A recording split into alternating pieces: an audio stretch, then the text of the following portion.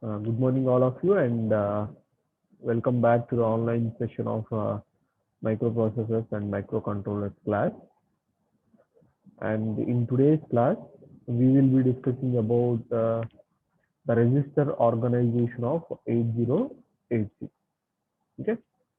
In our previous classes, we introduced the architecture of 8086, the last class which we conducted. So the overview of the architecture was discussed. What are different parts of architecture, how it is divided into. Okay, so that we discussed in the last class. We have two different parts, namely bus interface unit and execution unit. Okay, so those two units operate asynchronously, that means simultaneously, parallelly. Okay, one unit will be fetching the instructions or data from the memory, and the other unit will be executing, decoding them and executing them. So this operation, so both the operations of fetching and execution will be done parallelly. That means simultaneously they will be conducting. Thus, we can have an improvement in the speed and efficiency of the processor. Okay. So this entire process is nothing but or termed as pipelining. Okay, that entire process is nothing but what? A pipeline. This we saw in the last class. Hope that concept is clear to everyone. Okay, so basing on that, we'll be trying to understand our next topic called register organization of 8086. Okay, so this is a subpart of architecture itself. Okay, so in the architecture we saw what are this was the architecture. So in the architecture of 8086, we saw different registers here. Okay, so these are the registers CS, SS, DS, CS, IP, and AX, BX, TX, DX, SP, BP, SID. So all these are all registers. Okay, so what are all these registers and what do they do? Okay, what do they do? So this combinedly gives you the register organization of 8086. So in today's class, we'll try to get a clarity regarding this different kinds of registers and what is their function in the architecture or performance of this 8086 processor. Okay, let us move forward. Right. So 8086 has a powerful set of registers known as general purpose registers and special purpose registers. So we have two categories of registers. One is general purpose registers, which are used for general activities that go in the processor, and some are categorized into special purpose registers. Okay, so general purpose registers will have take part in the general activities of the processor, and special purpose registers will have a special function which gets into operation mode during some special operations only.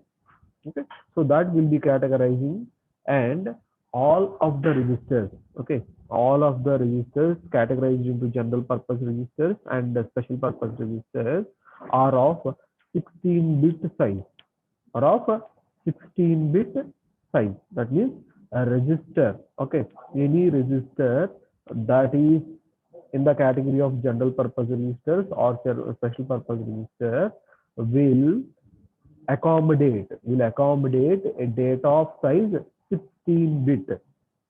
Okay, hope that is clear. Okay, so the size of register is what? 16-bit. That means it can store or it can handle a data of size 16-bit maximum. Okay, right. So now let us see what are the general purpose registers and special purpose registers. These registers can be either 8-bit registers or 16-bit registers. That means what? Maximum of 16-bit registers. Okay, a maximum of 16-bit register means what? It can handle data below 16-bit also, but above 16-bit data cannot be handled by that register. Okay, so either these registers are used for either holding data, variables, or intermediate results temporarily, or for any other purposes, counters and for storing offset address for some particular addressing modes, etc. Okay, so these are all the general activities that happens inside the processor. Okay, what are all the general activities here? Holding data or variables or the intermediate results. Intermediate results means suppose some process is being happened. Okay, when some process is being happened, you will get intermediate results in the middle. Okay, those results will be used somewhere in the program. Okay, those results has to be stored. Okay, those are all called intermediate results. For storing such kind of intermediate results temporarily, and for other purposes like counting, storing offset address, we'll get to know what is this offset address later. Okay, so these offset address, and these are all the general activities that happens inside a processor.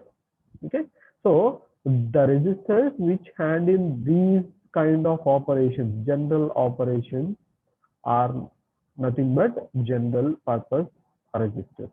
Okay, and coming to special purpose registers here, these registers are used as segment registers, point registers, indexed registers, and flag registers. Okay, so these are all the special purpose registers because they have some special purpose. That means they come into operation under some special operations only. Okay, then for some special operations only we use these registers. Okay, such kind of registers are nothing but what? Special purpose registers. Okay, so combining all these, we'll categorize. Okay, we'll categorize the total registers into four categories depending upon their operation. Right? See, first coming to the first category is general data registers. General data registers. The second one is segment register. Third one, pointers and index register. And the third one is flag registers. Okay, so this category is depending upon the operations they get involved in. Okay, different operations, for different operations we'll be using different registers. Okay, so depending upon the type of operation they are involved in, this categorization was done. Okay, so we'll see in detail what are these general data registers and what are different registers that come under this category, and segment registers, what are different registers that come under this category, and similarly pointers and index registers, and similarly flag registers. So we'll go in detail and understand different registers and their function under different categories, right? So coming to general registers here, as I told you, general registers means what? The registers which involve in general activities of the processor are nothing but general purpose registers or general registers. So under general registers category, we have four different registers. One is accumulator, the second one is base register, third one count register, and the fourth one is data register. Okay, so these are all the registers that we have under the category of general purpose registers. That means these registers undergo the general activities of the processor. Okay, so and that too, every single register has a separate operation, separate specification for that general activity also, that we will see here. Okay, all the general registers of 8086 microprocessor can be used for arithmetic and logical operations. Okay, so every arithmetic and logical operation needs data transfer, data storage, okay, or what you can say, exchange of data. Okay, so that particular data storage and data handling will be done by using these general purpose registers. Okay, so these all general registers can be used as either 8-bit or 16-bit registers. That means the maximum data size can be handled by these general registers is what? 16 bit. Okay, so you can also handle the 8-bit data. You can also handle 8-bit data. So now let us see the different registers under this category. Coming to the first one, AX register. AX register. I'll use notions to make you understand more clearly. So this AX register will be a 16-bit register like this. Okay, a 16-bit register, which can be divided into AH and AL. AH and AL. This is 8-bit and this is 8-bit. This is the lower byte and this is the upper byte. So combinedly we call this as a word. A word will have a size of 16 bits. So all of you remember these things. A word will have a size of 16 bits. Word means what? 16 bits. Byte means what? 8 bits. Nibble means what? 4 bits. Okay, hope you all understood this. Keep this in mind. These are all the general questions that that are asked when you are into the Viva. Okay, so these are all the things that you need to know. A word means 16 bits. Byte means 8 bits. Nibble means 4 bits. Okay, if you cannot remember this, write it on paper and store it. Right. See, coming to the accumulator here, which is also known as AX register, is a 16-bit accumulator. Okay, 16-bit accumulator. The lower 8 bits are designated as AL and the higher 8 bits as AX. Okay, so that's what I done here. So we can use this particular AX register as a 16-bit register or 8-bit register as AH and AL. Okay, you can use either of the registers for handling the 8-bit data. For handling 8-bit data, you can use either of the registers, either AH or AL, either AH or AL. Okay, but when you go for 16-bit data, you have to use AX register. That is what the advantage here. Okay, so all these 16-bit registers can be used as either 16-bit registers or 8-bit registers, depending upon your requirement. Okay, so AL can be used as 8-bit accumulator for 8-bit operation. So if you are handling only 8-bit data, then this AL can be used as what? The accumulator. Okay, so this accumulator is used in arithmetic and logical operations and data transfer operations. Generally, accumulator has a special purpose. Okay, a special purpose. What is that special purpose means? It generally stores the result of any arithmetic and logical operation. Okay, suppose we are conducting some division operation, or we are conducting some subtraction operation, or we are conducting some rotation operation, or we are handling some shifting data. Okay, so the result of every arithmetic and logical operation, the result of any arithmetic and logical operation will directly get stored in the accumulator unless otherwise we specify some other location. Okay, unless otherwise we specify some other location for the storage purpose. The default location for the storage of result of arithmetic and logical operations is accumulator. Okay, so that is the use of this particular accumulator. Hope the point is clear now, right? Coming back to the second one here, base register or BX register. Base register or BX register. So similar to the AX register, this BX register can also be used as either 16-bit register or 8-bit register. That means for 16-bit register, we will be using BX register, and for 8-bit register, we will be using BL or BH. BL or BH. Okay. So generally this is called a base register. Why is this called a base register? Because this register is generally used for data transfer purposes. Data transfer purposes. Suppose when you want to transfer data from memory to some other register. Okay, when you want to transfer data from memory to some other register, or to an address location of some other place. Okay, so then this particular register will be used as a base.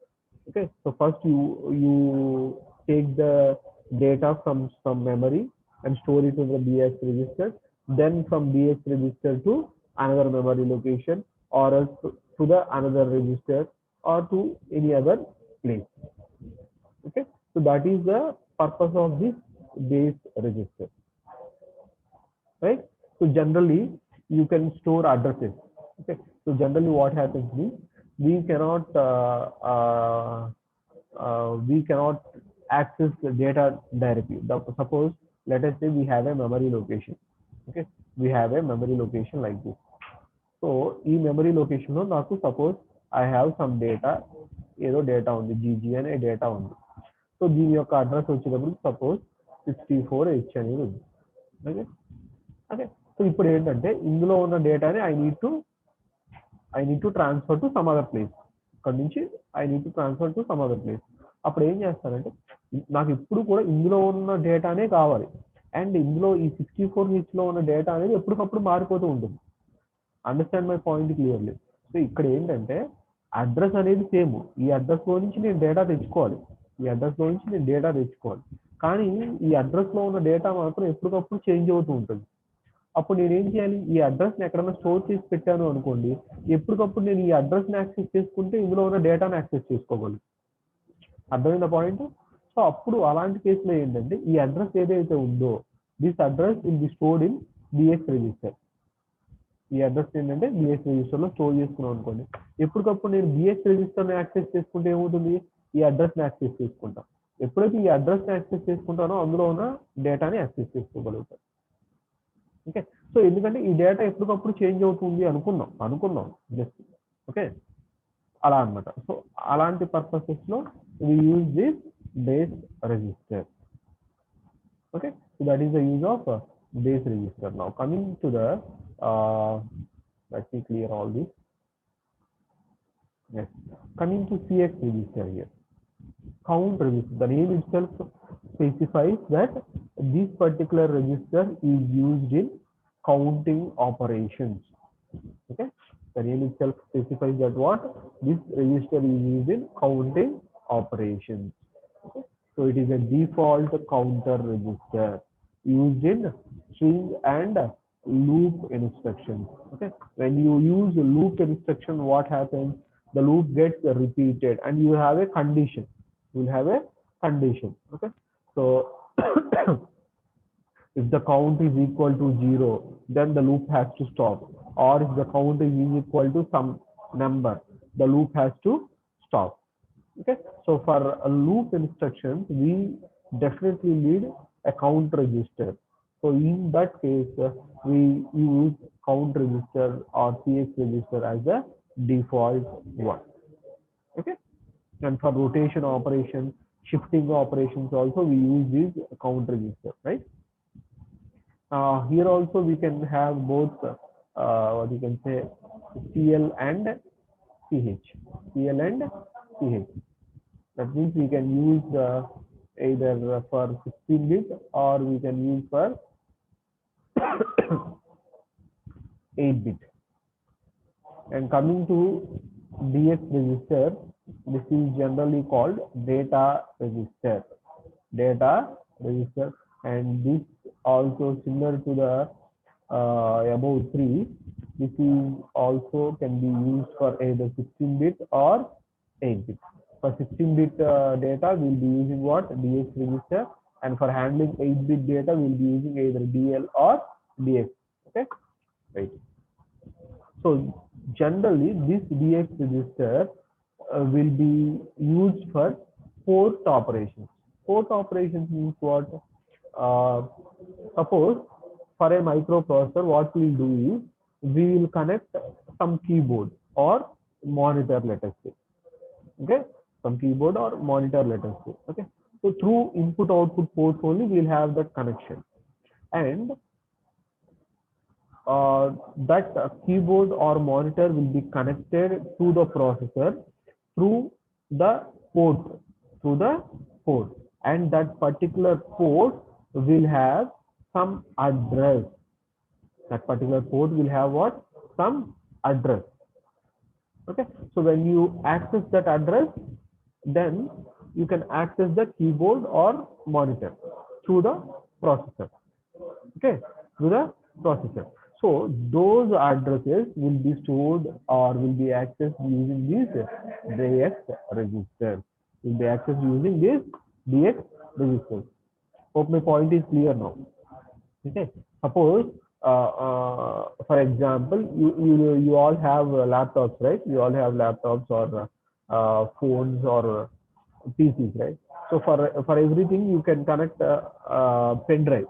Okay, you can connect a pen drive, or you can connect some memory chip, memory card. Okay, so that particular memory card or that particular pen drive which we are connecting to the processor is connected to the processor through a port, through a port, and that particular port will have some specific address, specific address. That address needs to be accessed in order to access that particular pen drive or the memory chip. Okay, so that addresses, so for accessing those addresses, okay, we use what? Data register. That is the purpose of this particular data register. Okay, these are all the general operations that frequently happens in the processor. Okay, so for all these general operations we use these general purpose registers. Okay, hope my point is clear to you, right? So we'll now extend our discussion to the next category of registers.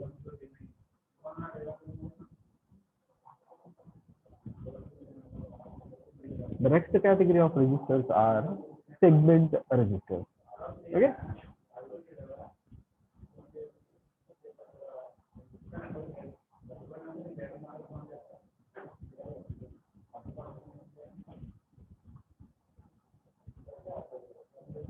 yes, Sanjay.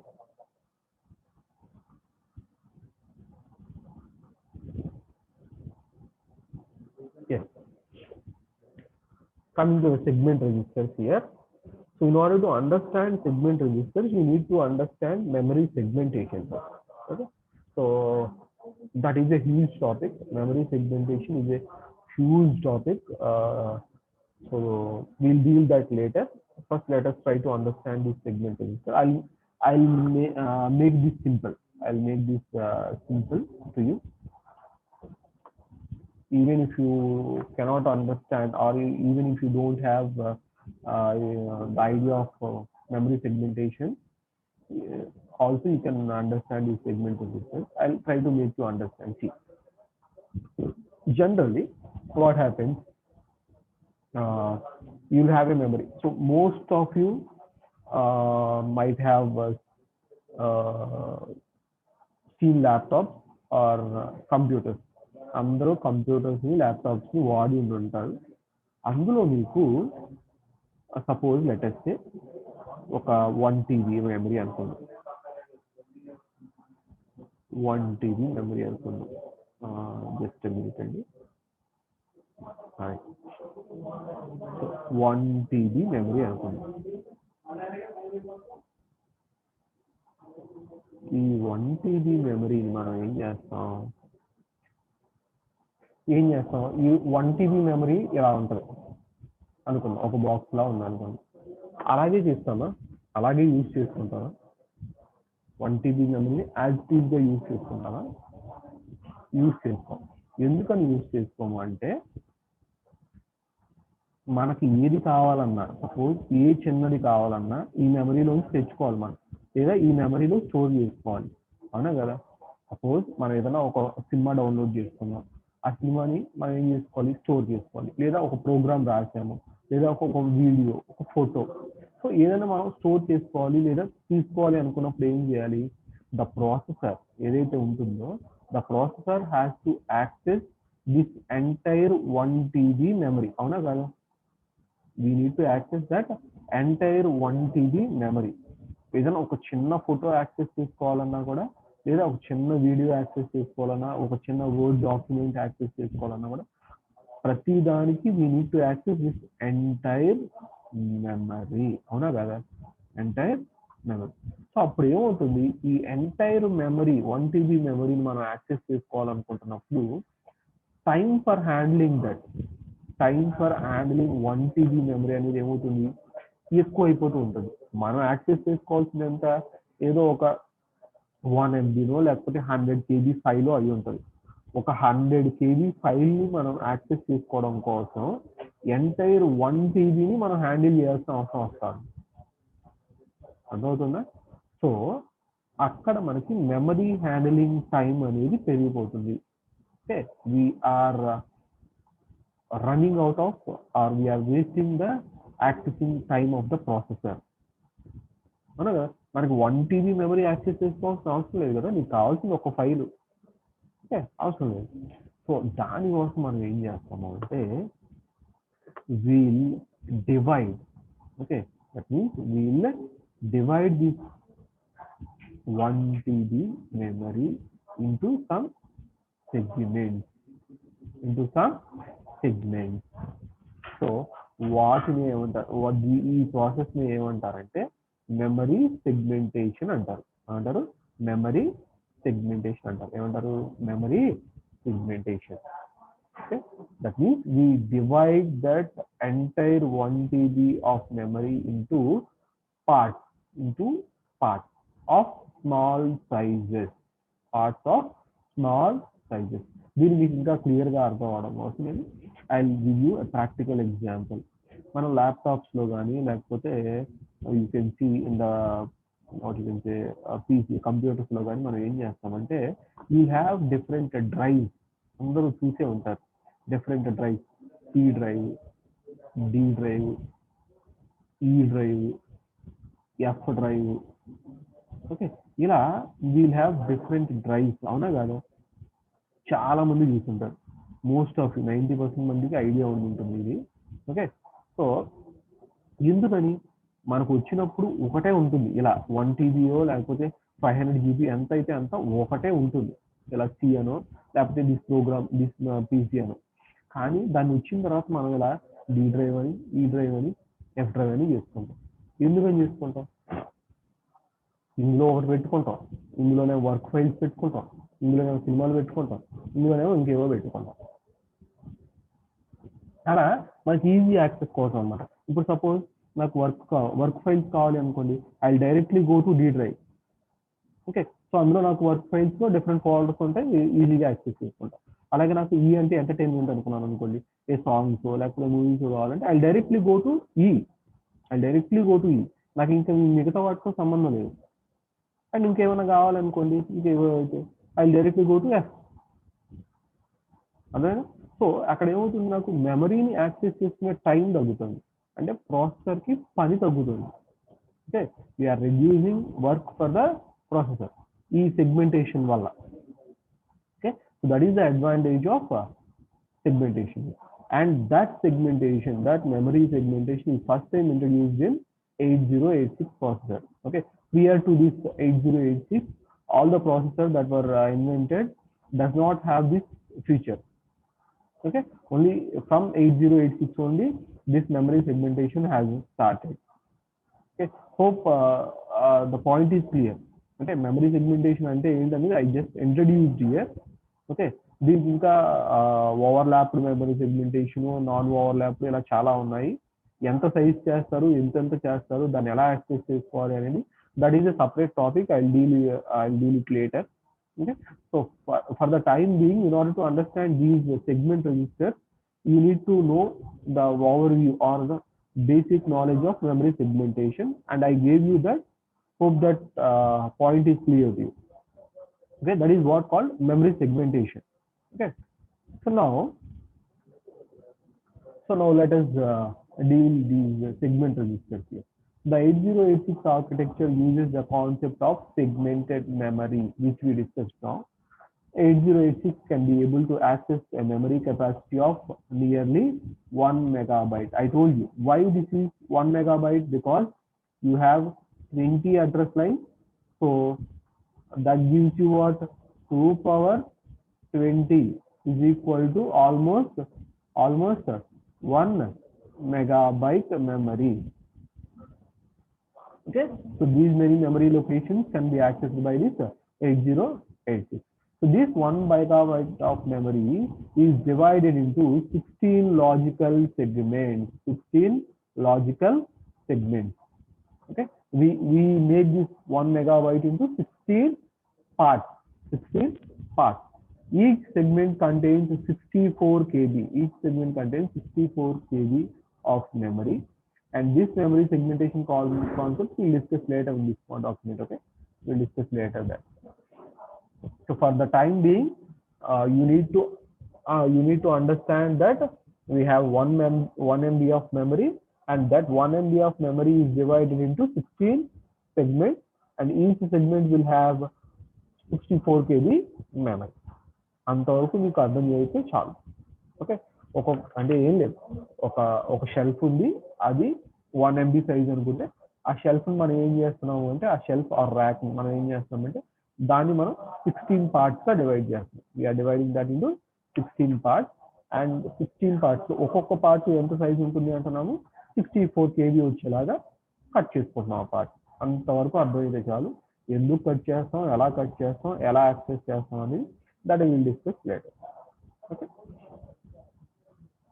Next, so coming back to here, under segment registers we have 4 different registers.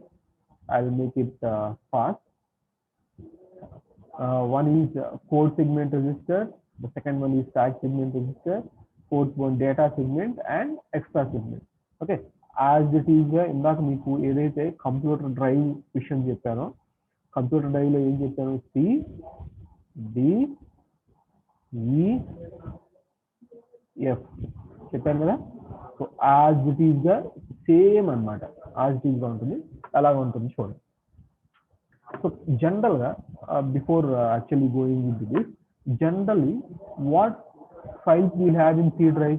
General గా C drive లో మనకి ఏముంటాయి, generally we'll have what programme files ఉంటాయి. Programme files అంటే అర్థం ఏంటి, like suppose ఇప్పుడు నేను ఈ పీపీటీ వాడుతున్నాను కదా, ఈ పీపీటీ అనేది ఎందులో నుంచి, ఎంఎస్ ఆఫీస్ లో ఉన్నది.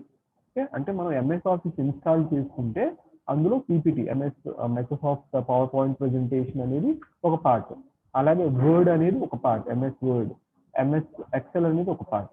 అండ్ సిమిలర్లీ ఇప్పుడు ఏదైతే జూమ్ మీటింగ్ కండక్ట్ చేస్తాను కదా నేను, ఆ జూమ్ అనేది ఒక application.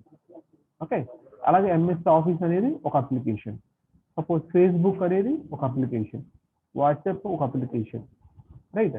So video editing, paint అనేది ఒక అప్లికేషన్. సో వీటన్నిటి తాలూకా ప్రోగ్రామ్ ఫైల్స్ ఉంటాయి కదా. అంటే ఇప్పుడు మనం యాక్సెస్ చేసుకోగలుగుతున్నాము అంటే ఏంటి, ఇప్పుడు నేను ఈ పీపీటీ ప్రజెంట్ చేస్తాను మీకు, ఇక్కడ నేను ఇవన్నీ రాయగలుగుతున్నాను, లేదా జూమ్ లో ఇవన్నీ రాయగలుగుతున్నాను అంటే దీని తాలూకా ప్రోగ్రామ్ వెనకాల రన్ అవుతుంది కాబట్టి రాయగలుగుతున్నాను. ఆ ప్రోగ్రామ్ రన్ అవ్వాలి అంటే ఆ ప్రోగ్రామ్ మన సిస్టమ్ లో ఉండాలి. ఇప్పుడు నేను ఏదైతే ల్యాప్టాప్ వాడుతానో ఈ ల్యాప్టాప్ లో నాకు ఆ ప్రోగ్రామ్ ఉంటేనే అది రన్ అవుతుంది, అవునా కదా. సో మరి ఆ ప్రోగ్రామ్ ఎక్కడ ఉంటుంది, ఇప్పుడు ఎంఎస్ ఆఫీస్ తాలూకా ప్రోగ్రామ్ కానివ్వండి, ఆర్ ఎల్స్ పెయింట్ తాలూకా ప్రోగ్రామ్, ఆర్ ఎల్స్ పీపీటీ తాలూకా ప్రోగ్రామ్. సో దీనికి సంబంధించిన ప్రోగ్రామ్స్ అన్ని ఎక్కడ ఉంటాయి, will have in C drive. మీరు ఎప్పుడైనా చూడండి, the C drive will have program files or the software application files. ఎప్పుడన్నా అవి రీడ్ చేయడానికి ట్రై చేయడం మనకి ఏం అర్థం కాదు. These are all called what? Program files. Similarly, this code segment is a 16-bit register that is used for addressing the memory location in the code segment, okay, which is where the executable program is stored. Okay, only program files మాత్రమే store అయి ఉంటాయి. only program files like addition, multiplication, division, ఇవన్నీ instructions కదా. Instructions అంటే nothing but ఏంటి, programme files. So వాటి తాలూకా programme files అన్నీ కూడా ఈ సెగ్మెంట్ లో స్టోర్ అయి ఉంటాయి, కోడ్ సెగ్మెంట్ లో you'll have program file. Okay. Next, coming to the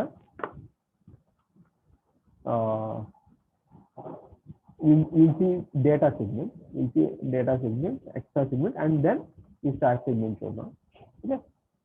So data segment లో ఏముంటాయి మనకి generally D drive చూడండి, D drive in your computer. So generally మనకి data దాంట్లో ఏముంటాయి మనకి we store some data like word documents కావచ్చు, లేకపోతే ఏదైనా కావచ్చు.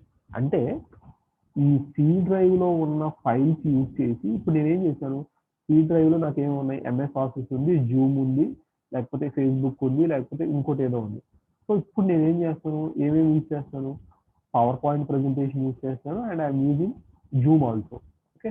So using both Zoom and MS Office I'm creating a file. ఇప్పుడు నేను ఒక క్లాస్ చెప్పగలుగుతాను, this I can store.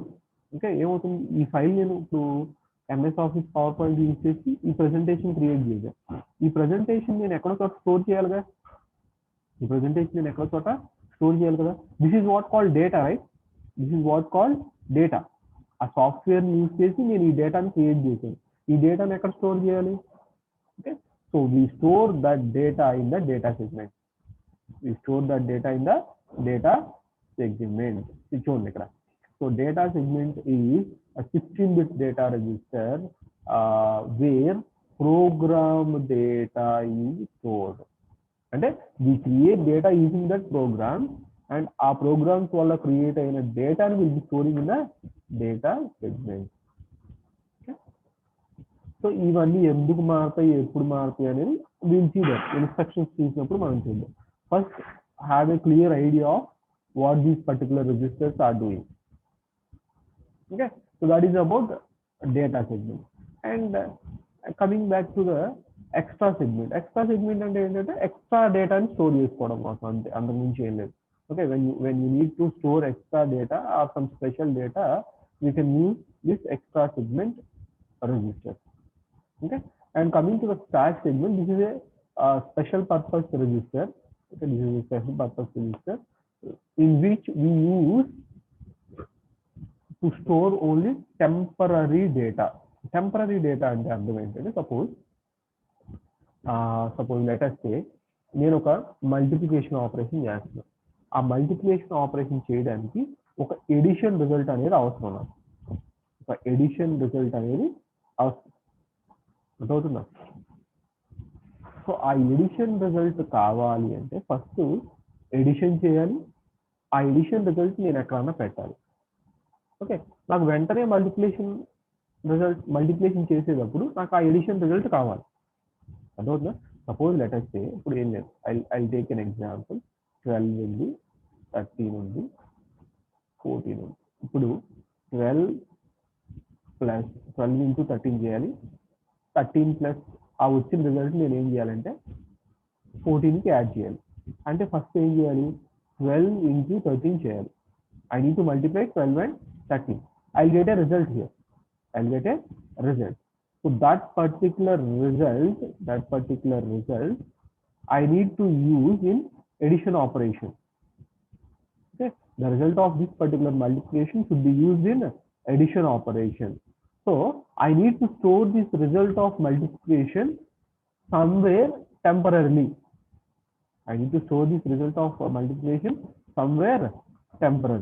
So for that temporary storage purpose, we use this stack segment register.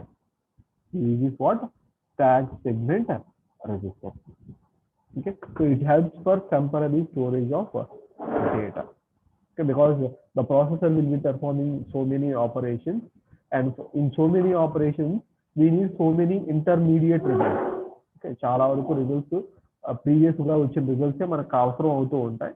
So ఆ previous గా వచ్చిన రిజల్ట్స్ ఎప్పటికప్పుడు మళ్ళీ back వెళ్ళి తెచ్చుకునే కంటే టెంపరీగా ఎక్కడన్నా స్టోర్ చేసుకుంటే మనం వాటిని డైరెక్ట్ గా యాక్సెస్ చేసుకోవడానికి యూజ్ అవుతుంది. కాబట్టి we use what this stack segment register. Okay. So hope these general purpose and the stack segment registers are clear to you. In the next class we'll see the remaining registers, index registers, pointer registers, and flag registers. Okay. So we'll see that in tomorrow's class. We'll end here for today. If there are any doubts now, you can ask me. You can unmute yourself and you can ask me doubts regarding the topic discussed today.